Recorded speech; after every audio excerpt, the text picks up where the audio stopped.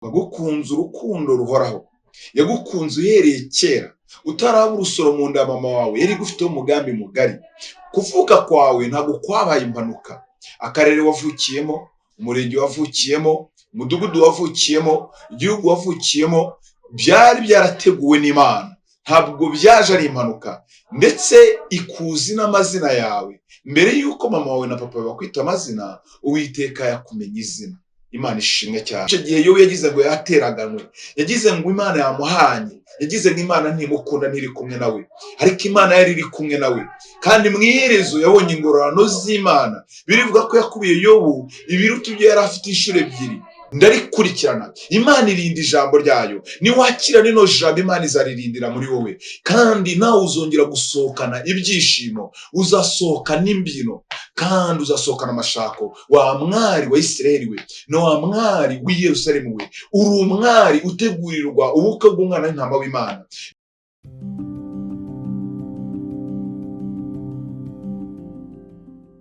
Mwiriwe, nongeye kubasuhuza inshuti bakundwa kuri uyu muyoboro wa Gospel Harvest Network. Muri kumwe na Rambati. Nishimiye kugira ngo tuganire ijambo ry'Imana. Imana yashyize ku mutima wanjye nanone. Bimwe mu bintu binezeza iminsi yose ni ukuvuga ijambo ry'Imana. Iyo ndimo kuvuga ijambo ry'Imana numva ndi mu buzima naremewe, kandi numva aribyo byishimo byanjye, kuko numva hari umuntu ndimo kuvugana nawe, numva hari umuntu ndimo gukiza. Inshuti zanjye rero, umunyemerere kugira ngo dusenge, ntaba ari njye uvuga gusa, kuko njye navuga ibyanjye bigendanye n'ubwenge bw'umwana w'umuntu, ariko Uwiteka aba ari uvugira muri njyewe. Uwiteka akorere muri njyewe kugira ngo abashe kukugirira neza, kandi nzi neza ko atari impanuka kugira ngo nze kuganira nawe uyu mwanya. Ndashimira cyane by'umwihariko abantu bakurikira inyigisho zacu, abazisharinga bakazohereza abandi bagenzi babo kugira ngo nabo zibafashe. Kuri mudufashije umurimo ukomeye, kandi Imana yo mu ijuru izabahera umugisha. Reka dusenge rero kugira ngo Imana iduhane umugisha. Imana Nyiringabo, Imana nziza, Imana y'urukundo, Imana ikiranuka muri byose, ndagushimiye urukundo rwawe, ndagushimiye imbabazi zawe, ngushimiye ko uyu mwanya muri uyu amasaha unyemereye kugira ngo mbe imbere y'izi kamera nganire n'umukumbi wawe, ubwoko bwawe, abantu bawe Imana, ndetse abantu b'agaciro gakomeye. Nge ndinde kugira ngo mbashe kuvugana n'aba bantu, ariko ndagushima kubw'ubuntu bwawe, kuko wemeye ko mpinduka umuyoboro ukoresha kugira ngo uvugane n'ubwoko bwawe Imana. Uyu mwanya simvugisha ubwenge bwa kimuntu, ahubwo wari uvugira muri njyewe kugira ngo uvugane n'abantu bawe, kandi unkizanye nabo kubw'izina ryawe ryera. Bisabye mu izina rya Yesu, amen. Imana ishimwe. Ndagira ngo tuganire amagambo y'Imana. Rero titire y'uyu munsi y'amagambo tuganira iravuga ngo nagukunze urukundo ruhoraho. Nagukunze urukundo ruhoraho. Ni ku Uwiteka avuga. Reka dusome icyanditswe kugira ngo tuze kugendera mu cyanditswe, twumva icyo Imana ivugana natwe. Turareba mu gitabo cya Yeremiya 31, igice cya 31 umurongo wa 3. Haranditse ngo Uwiteka yambonekeye kera ati nagukunze, ati ni ukuri naragukunze urukundo ruhoraho, nicyo cyatumye ngukuruza ineza nkakwiyegereza. Nzongera kukubaka, nawe uzaba wubakitse, wa mwari wa Isiraheli we. Uzongera kugira amashako yawe, kandi uzasohokera mu mbyino z'abanezerewe. Amen. Imana ihabwe icyubahiro. Ni ijambo ryiza ry'umunezero, ni ijambo ry'ibyishimo, rigaragaza umugambi mwiza Imana igufiteho, Imana nyir'ijuru n'isi. Iravuga ngo nagukunze urukundo ruhoraho, nicyo cyatumye nkukuruza ineza yanjye nkakwiyegereza. Uyu munsi ndaha nk'umuhamya uhamya iby'aya magambo. Nanjye Imana yankuruje ubugwaneza, yankuruje urukundo rwayo, kuko yankunze urukundo ruhoraho. Imana ishimwe cyane. Ntabwo natekerezaga ko ndi uwo kugirirwa ubuntu ngo mbeho nanjye nganira ijambo ry'Imana, ngira abantu nanjye mbasha kubwiriza cyangwa guhumuriza. Yankuruje urukundo, yankuruje ubugwaneza mu gihe nari ndi mu mwijima w'isi, mu gihe ntari nkijijwe, mu gihe ntatekerezaga ko nzaba umushumba, mu gihe nari ndi mu byaha nk'abandi bose, ndetse nibaza ko nari ndi inyuma y'abandi bose benshi. Ariko Imana inkuruza urukundo rwayo, impa agakiza kayo kubw'ubuntu bwayo. Rero yankunze kera, yagukunze kera. Imana yagukunze kera, igukuruza ineza yayo. Reka nongere nsindagire aya magambo nyasoma kugira ngo uyumve, wenda ubashe kumva iri jambo rivuga ngo nagukunze urukundo ruhoraho. Kuko hari igihe umuntu abaho akagira ngo yaratawe, akagira ngo nta muntu umwitayeho, akagira ngo se nta n'ubasha kumutekerezaho. Ariko nje kukugarurira ibyiringiro mwene data. Imana yagukunze urukundo ruhoraho. Na cyagiye kera utarayimenya, Imana yaragukundaga. Imana ishimwe cyane. Kandi kuko ari urukundo ruhoraho, abantu bakundana urukundo rw'agahararo rukagira igihe runaka rukarangira. Ariko Imana yo itangaza ivuga ngo nagukunze urukundo ruhoraho. Ngo nicyo cyatumye ngukuruza ineza yanjye. Imana idukuruza ineza yayo. Haleluya. Ntabwo idukura iduhata, ahubwo iduhamagaza ineza yayo. Imana ishimwe cyane. Rero turi mu gihe abantu benshi babayeho bigunze. Turi mu gihe abantu benshi babayeho bazi neza yuko nta witaye ku buzima bwabo. Turi mu gihe abantu benshi batekereza ku iherezo ryabo rikabacanga, ndetse bagatekereza aho bavuye n'aho barimo kugana, bakagira ngo nibo ubwabo bariho bonyine. Ariko nagira ngo ubwire ngo Imana ntizigera iguhana. Imana iratangaza itangazo ku buzima bwawe, ndetse nanjye ubwanjye irantangariza itangazo. Iravugana natwe biciye mu ijambo ryayo ngo nagukunze urukundo ruhoraho. Reka nsome aya magambo wongere kuyumva mwene data. Iri jambo ryandikiwe nge nawe, ntabwo iri jambo ryandikiwe inyoni, ibiti n'ibindi bintu, ariko iri jambo ryandikiwe umuntu wese uhumeka umwuka w'abazima, cyane cyane ukiriho ubasha kuryumva kugira ngo rimugirire umumaro. Rero ntabwo ari ijambo ripfuye kubaho, iki si ikinyamakuru. Iyi ngiyi ntabwo ari amateka y'abantu ba Ruganzu babayeho cyangwa n'ibindi bintu byakubayeho, ahubwo ni ijambo rizima ry'Uwiteka. Imana ivugana nawe, kuko ntabwo ari impanuka kugira ngo uryumve uyu mwanya ndivugana nawe. Ahari Imana yabonye kuri ahantu ubuze ibyiringiro, ubuze inzira, ubuze utakira n'utabaza, kubera ko uzi neza ko umeze nk'aho uri wenyine. Ariko ufite umukunzi, ufite uwagukunze, ufite utazanakureka, ndetse nta n'ubwo agukunda kuko ahari ukijijwe, ahubwo ukiri no mu byaha yaragukundaga. Imana ishimwe cyane. Cyangwa se niba ukiri no muri uwo mwijima w'ibyaha aragukunda. Ntabwo Imana yakuretse, kuko uracyahumeka, iracyagutije amahirwe yo kugira ngo ubashe kwakira agakiza kayo, ubashe kwakira amahoro yayo, usore no mu mahirwe n'umugisha yakugeneye. Reka dusome amagambo nyasubiremo nyatsindagira.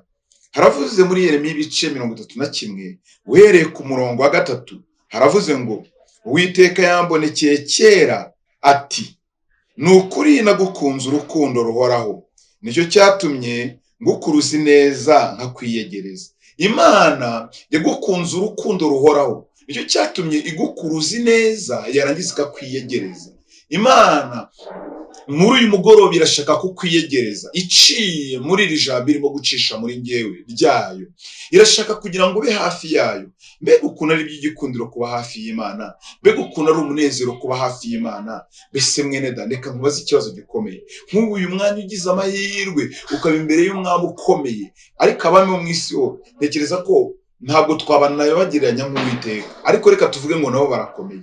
Ubaye imbere y'umwami uba ufite uburinzi, ubaye imbere y'umwami uba ufite ibyo kurya n'ibyo kunywa, ubaye imbere y'umwami uba ufite ibyishimo n'amahoro. Ariko abandi basanzwe mu isi ntabwo baduha umwuzuro, ntabwo bashobora kuguha umwuzuro wose wuzuye. Ariko hari umwami ufite umwuzuro wa byose, ariwe uvugana nawe akavugana nanjye. Uwiteka Imana aremye ijuru n'isi, ngo agukunze urukundo ruhoraho. Yagukunze uhereye kera, utaraba urusoro mu nda ya mama wawe, yari igufiteho umugambi mugari. Kuvuka kwawe ntabwo kwabaye impanuka. Akarere wavukiyemo, umurenge wavukiyemo, umudugudu wavukiyemo, igihugu wavukiyemo, byari byarateguwe n'Imana. Ntabwo byaje ari impanuka, ndetse ikuzi n'amazina yawe. Mbere y'uko mama wawe na papa bakwita amazina, Uwiteka yakumenye izina. Imana ishimwe cyane. Haleluya. Nicyo gituma atazigera guhana. umva uko havuga ngo nicyo cyatumye nkwiyegereza. Imana nanjye yaranyiyegereje, nkwiyegereza. Imana nayo irashaka kukwiyegereza, cyangwa se nawe ahari yarakwiyegereje. Ushobora kuba ukijijwe, ushobora kuba waramenye Imana.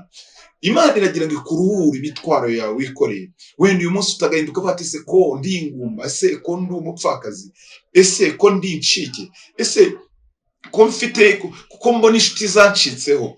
Abantu benshi mu isi baca mu bihe bigoye, baca mu makorodoro yabo, ariko aho waba uri hose wabona uri wenyine.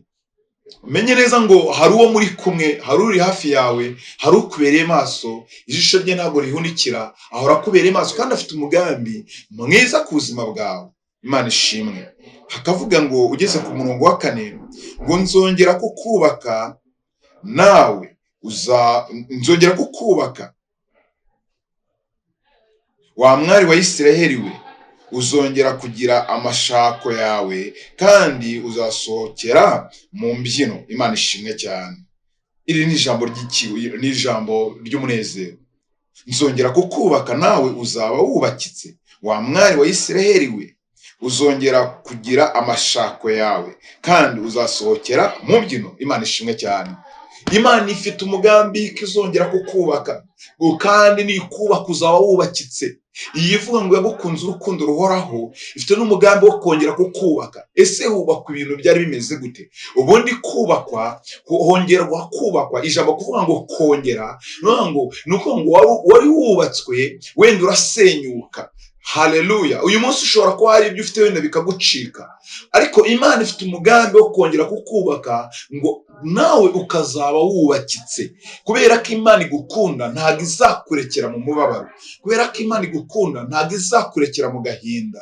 Imana igitugarurira umunezero. Imana yagaruriye umunezero Yobu. Igihe Yobu yacaga mu bihe bigoye, abura abana be, abura ubutunzi bwe, abura inshuti ze, agasigara wenyine, ndetse n'umubiri ukamutenguha, nawe ukenda gushiraho. Ntabwo Imana yari yamusize. Nubwo yacaga muri ibyo bihe bikomeye, Uwiteka yaramwitegerezaga, akavuga ijambo nk'iryo arimo kuvuga uyu munsi, akubwira, ikavuga ngo yo nzongera kukubaka nawe uzaba wubakitse.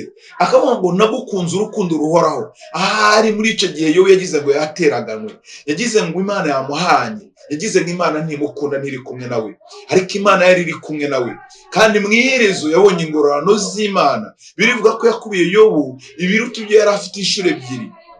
Nubwo yari yarababaye, Imana yongeye kumuha ibyishimo n'umunezero. Mwene data, haracyari ibyiringiro yuko umunezero uzongera kugaruka mu mutima wawe. Imana irakurarika kugira ngo yongere kuguha umunezero wayo. Nyuma y'umubabaro hajya haba umunezero. Biravuga ngo ahari kurira kwararira umuntu nijoro, ariko bwaki impundu zikavuga. Nkuzaniye ihumure rero, ngo uzongera gusohoka n'imbyino n'ibyishimo. Uzasohokera mu mbyino n'ibyishimo, wa mwari wa Isiraheli we, wa mwari wa Isiraheli we, wa mwami wa Isiraheli, wa mwari wa Isiraheli. Imana ivuga umwari wa Isiraheli, ivuga umugeni wa Kristo, ivuga umuntu watoranyirijwe kuzabana na Kristo. Kuko umugeni, umwari n'umugeni ni bamwe nyine.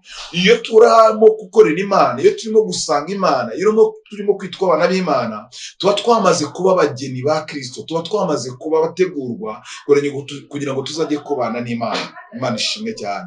Niyo mpamvu rero mwene data, Imana iravuga ngo ntabwo bizahora ari umubabaro gusa, ntabwo uzahora uca muri izo nzira zizitanye. Ifite umugambi mwiza, kandi naho uri irakubwira ko yagukunze urukundo ruhoraho. Rero wongere kugira ibyiringiro, wongere kumva hari uwo watakira. Hari ijambo nasomye rimbwira ngo hamagara, noneho hari uwakumva. Hari igihe Imana iturekera mu gihe cy'uruganda cyangwa se mu gihe cy'ubutayu kugira ngo idutunganye, kuko iyo Imana ishaka kuguha umugisha, hari ibyo ibanza kubaka muri wowe imbere. Rimwe na rimwe hari igihe twigira ngo dutegereze amasezerano y'Imana kugira ngo azasohore, kandi Imana yorede natwe dutegereje kugira ngo tuzasohore mu masezerano. Sinzi nimba amagambo mvuze yumvikana. Hari igihe dutegereza ngo Imana izasoza ryara amasezerano yayo, kandi Imana nayo rede idutegereje kugira ngo twitegure uburyo tuzakira amasezerano yayo. Iyo Imana idutegurira ibyiza duha byiza, ibanza gutegura umuntu wacu w'imbere, itegura imitima yacu, itegura karakteri zacu, itegura imico yacu, itegura imigendere yacu. Dukwiriye kuba rero turi abari. Umwari ubundi bivuze ikintu cyiza. Umwari kinyarwanda ni umukobwa nyine umaze gukura, ntabwo aba akiri umwana mutoya, aba arenze ubwangavu, aba amaze kugera mu bwari, umukobwa washyingirwa, umukobwa warambagizwa. Imana ishimwe cyane. Uwo ntabwo aba agifite ibimyira nk'abana batoya, uwo ntabwo aba akiyanduza nk'abana batoya, uwo nguwo aba afite uburyo ateye, aba ageze ku rwego rwo gutegurwa kugira ngo azanezeze umukwe we. Rero Imana irakubwira ngo wa mwari wa Isiraheli we, irakubwira wa mukristo we, wa muntu w'Imana we, yuko Imana agukunze urukundo ruhoraho. Nasomye ijambo rimbwira muri Yesaya rivuga ngo umubyeyi ashobora kwibagirwa uwo yibyariye, ngo ndetse akibagirwa n'uwo yonsa, ngo ariko ngo Uwiteka akavuga ngo ariko njyewe sinzigera ngusiga. Imana ishimwe cyane. Imagine umubyeyi ashobora kwibagirwa uwo yibyariye. Ese biroroshye kugira ngo kuko usibye no kumwibagirwa tujye twumva n'inkuru z'ababaniga, twumva n'inkuru z'abajugunye mu matoilette cyangwa se ahandi hantu hatandukanye. Imana ishimwe. Kandi twumva n'inkuru z'ababataye kuko ibihe byari bikomeye. Hari ijambo ry'ikinyarwanda rivuga ngo iyo amagara ateye hejuru ngo buri wese asamaye. Ubwo iyo amagara ateye hejuru umuntu agasamaye, ni ikivuga ko nayo umwana wahari utabasha kuyasama. Ariko Uwiteka aravuga ngo kuko uwo mubyeyi ashobora kwibagirwa uwo yibyariye. Ariko kandi tuzi ko umubyeyi akunda umwana cyane. Ariko biratubwira ngo umubyeyi ashobora kwibagirwa uwo yibyariye, ngo ndetse akibagirwa n'uwo yonsa. Si uwo yibyariye wenda umaze gukura, ahubwo n'uwo yibyariye ashobora kuba akinamwonsa. Ngo ariko Uwiteka we ntazagusiga, ntazigera aguhana. Imana ishimwe. Kuko yaguciye imanzi nk'uca imanzi mu biganza byayo. Amazina yawe ari muri cya gitabo. Imana irakubara nk'umugeni wa Kristo, nk'umuntu yiteguye kugira ngo uzabane nawe iteka ryose. Imana ishimwe cyane. Ahari wambaza ngo mbese buriya nanjye Imana iranzi? Ese buriya Imana nanjye irankunda? Yego iragukunda. Ya yindi yakunze Rahabu maraya. Uyu Rahabu birivuga umugore bitaga Rahabu wabaga muri Yeriko. Uyu mugore Rahabu maraya, nubwo yari maraya ariko ijuru ryari rimuzi. Imana ishimwe cyane. Haleluya. Kandi ijuru ryari rimufite umugambi mwiza mugari.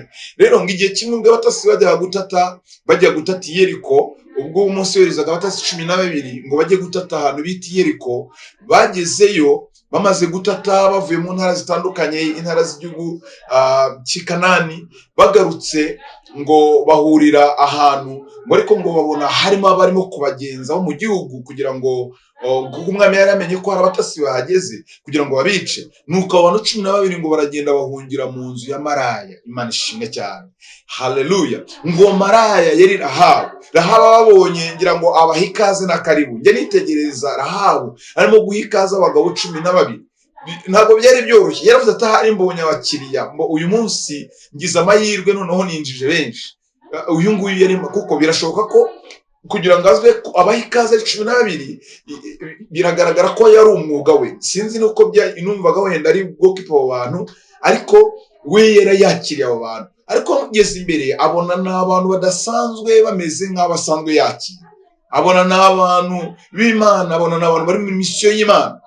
Naho babwiye amagambo akomeye ubwo bamubwira ngo ducumbikire, duhishe. Rahabu ngo arabahisha. Uwo maraya akoreshwa n'Imana, agira umutima w'Imana, ahisha izo ntumwa 12 Mose yari yohereje. Ubwo bwoko bw'Imana bwari mu mushinga w'Imana, mu mugambi w'Imana. Nuko ngo amaze kubahisha, n'umwami yohereza intumwa ngo zize gushaka, bashakira kwa Rahabu. Rahabu bahakanira ko abo bantu batahageze. Rahabu ngo ariko abwira abo batasi, arababwira ngo ndabizi neza yuko Uwiteka Imana ari kumwe namwe. Ndabizi neza ko iyi Yeriko ndimo n'uyu mudugudu muzawufata kuko Uwiteka uri kumwe namwe. Twumvise inkuru zanyu yuko Uwiteka yasatuye inyanja itukura, twumvise inkuru zanyu yuko Uwiteka yishe abami benshi imbere yanyu, tuzi neza ko ntanazafata. Rero bene data, ubwo muzahagaruka muzagirira neza y'Imana. Rahabu asenga isengesho, kandi iryo sengesho Uwiteka araryumva. Rahabu agira umutima umenetse, umutima umenetse wo guhisha abatasi. Ubwo ngo bajyaga kugenda ngo aramubwira ngo umanike agatambaro k'umutuku kugira ngo tuzatera umudugudu, nitumara kwinjiramo tuzamenyane we n'umuryango wawe, uzabashyire muri iyo nzu kugira ngo nubashyira muri iyo nzu nituhagera nidutangira kurwana turimbura abandi bantu bose, we ntacyo tuzakugira. Reka nkubwire igitangaza kiri aho hantu. Rahabu yari afite iyerekwa n'iyishurwa. Rahabu yari azi neza yuko Imana iriho, ariko wenda ntabwo yari yizeye ko yagirirwa ubuntu n'Imana, ariko agira umutima umenetse. Nubwo yari maraya, Imana ireba umutima umenetse. Rahabu wiyemeye gushyira no mu kaga ubuzima bwe, acumbikira abatasi. Iyo bamusangana abatasi nawe bagomba kumwica, ariko abacumbikira kuko atekereza ko ari ubwoko bw'Imana n'abantu b'Imana.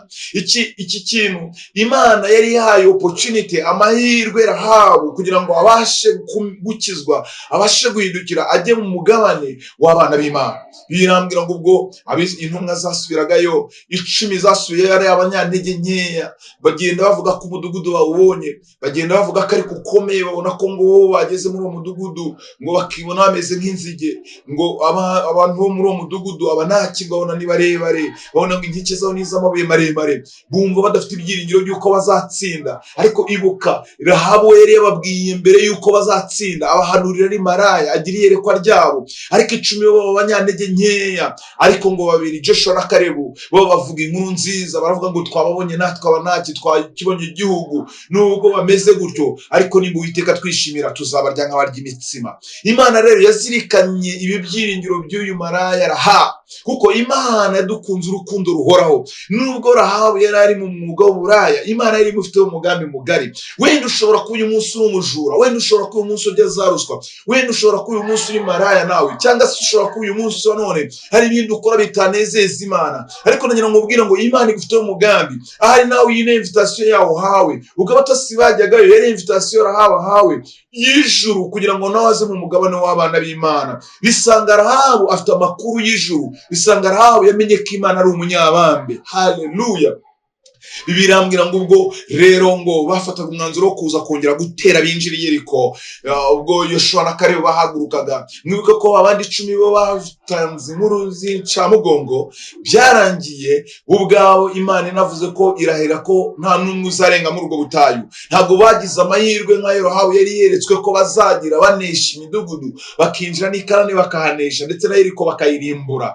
Kuko uyu maraya Rahabu yari yamenye neza yuko buno bwoko bw'Imana, Imana ibukunze kandi Imana iri kumwe nabo. Rero Imana nimba kwishimira, nk'uko Joshua na Kalebu bavuze ngo nimba Uwiteka Imana twishimira, abo banaki tuzabarya nk'abarya imitsima. Rahabu nawe yari yabonye ko ubwoko Imana ibwishimira. Nawe uyu munsi Imana ikugemurira ijambo rikubwira ngo nagukunze urukundo ruhoraho. Iravuze ngo nicyo cyatumye ngukuruza ineza yanjye kugira ngo nkwiyegereze. Uyu munsi Imana irimo irakuruza ineza yayo, irimo iraguhamagaza urukundo rwayo, irimo iravuza igifugirizo cyayo mu ngwini gutabara ikugire neza. Rero ngo nawe uzongera kukubaka kandi uzaba wubakitse rwose. Birashoboka ko wacitse intege mu rugendo rujya mu ijuru, birashoboka ko sahari wasenyutse mu buzima bwawe mu bintu runaka, wabaye imfubyi, wabaye incike, wabuze urugo rwawe rwarasenyutse se, cyangwa se akazi karabuze, cyangwa uri mu bindi bintu byagusenye. Ariko hari ibyiringiro ijwi riravugana nawe ry'Uwiteka. Imana irimo iravugana nawe ngo nzongera kukubaka kandi uzaba wubakitse.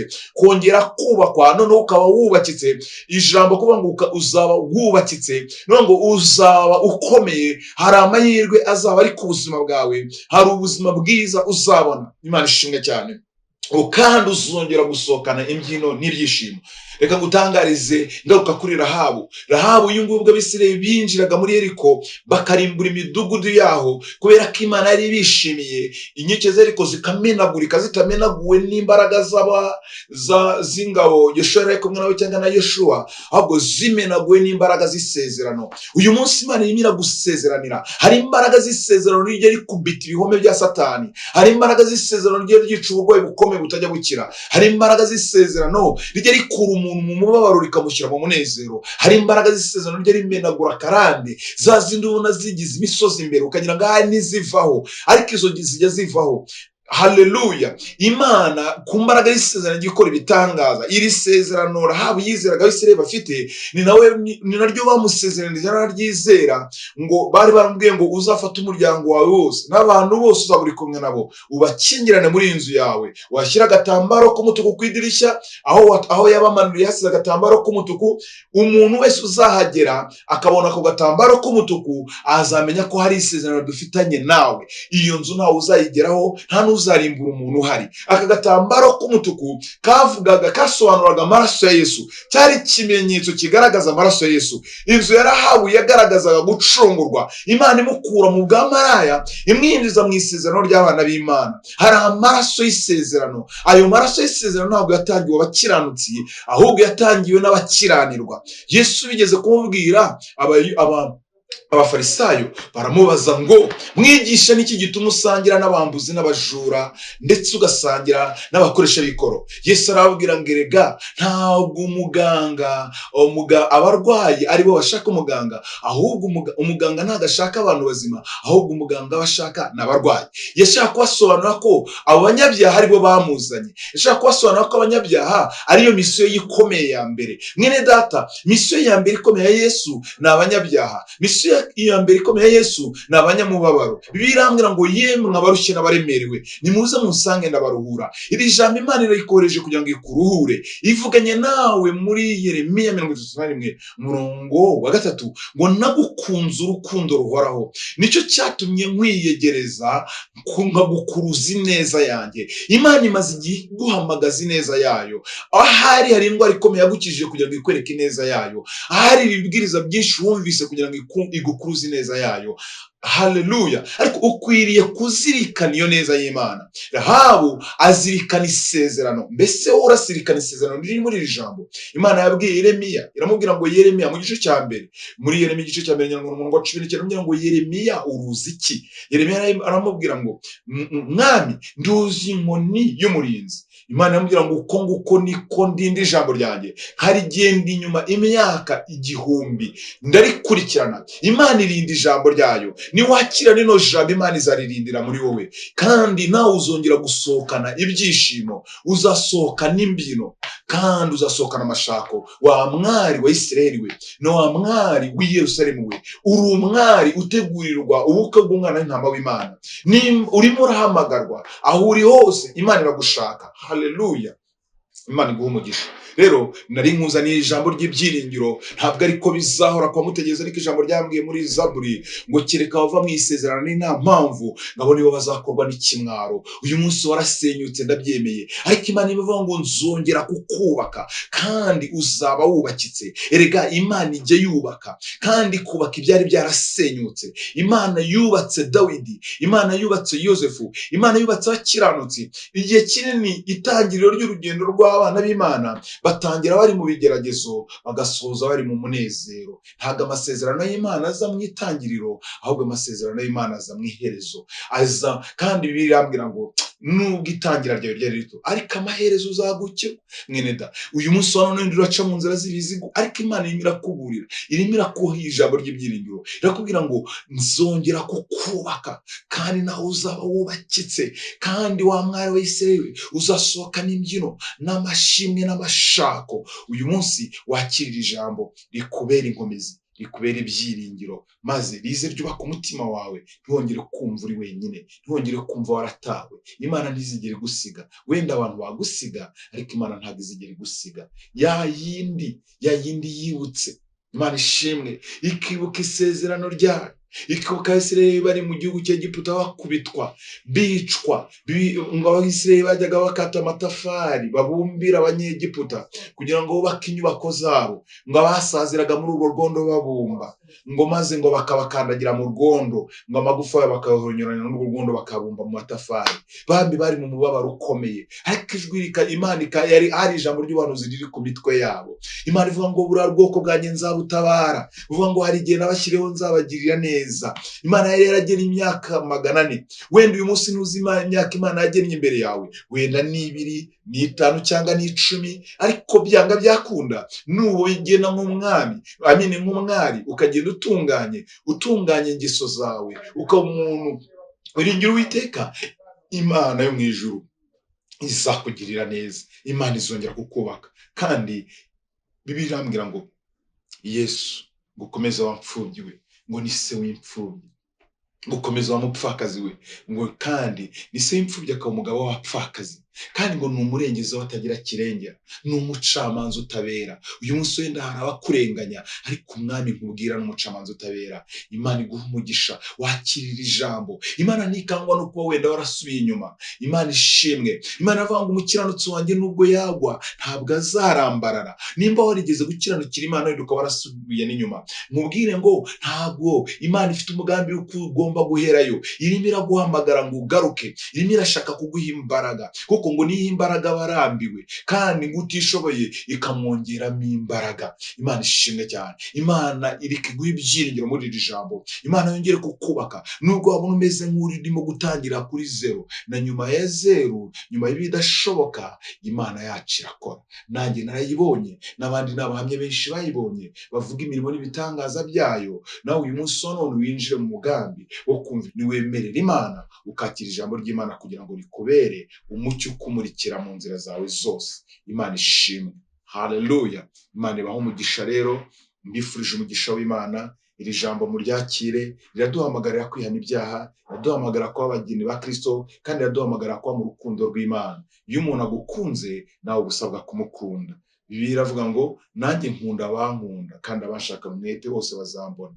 Uyu munsi ushobora gukunda Imana, ariko rimwe na rimwe ukumva hari inzitizi z'ibyaha bigukurura, ariko iyambura iyo migozi, icagagura iyo minyururu, wegera Uwiteka azaguha imbaraga zo kunesha. Washoje Rahabu akaza kumucungura. Rahabu ubwo bateraga umudugudu yakiranye n'umuryango wose. Amateka avuga ko Rahabu uyu nguyu nawe yabaye mu bakomotsweho Kristo, umwana w'intama w'Imana. Rahabu mu ruhererekane rw'aho Kristo yakomotse, Rahabu yabayemo. Mu ruhererekane rw'aho Kristo yakomotse, habayemo Rusi w'Umumowabu. Abamowabu bari ubwoko butari ubwoko Imana yishimira, ariko Rusi kubera yuko yemereye Imana, Imana nayo imuha urukundo rwayo. Imana yiteguye kuguha urukundo rwayo.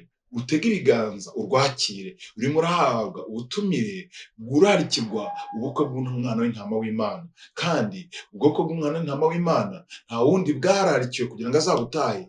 Mwene data, ni wowe. Wumvira ijambo, uribike mu mutima wawe, ubikomeze mu mutima wawe. Imana izakugirira neza. Iyo uryamye muba muri kumwe na Yesu, ibyutse muba muri kumwe na Yesu, ugenda muba muri kumwe na Yesu. Aho uri hose yiteguye kukugirira neza mu gihe umukingura umutima wawe. Ijambo rirambwira ngo dore ndi ku rugi rw'umutima wawe ndakomanga, ngo umuntu niyumva ijwi ryanjye ngo agakingura, ngo nanjye nzinjire dusangire. Ibaze nawe kubw'urukundo dukunda, yifuza guhora asangira natwe, agasangira ubuzima bwacu bwa buri munsi. Yesu yifuza gusangira nawe. Yesu yifuza kubana nawe mu buzima bwawe bwa buri munsi. Imana ibaho umugisha. Reka dusenge.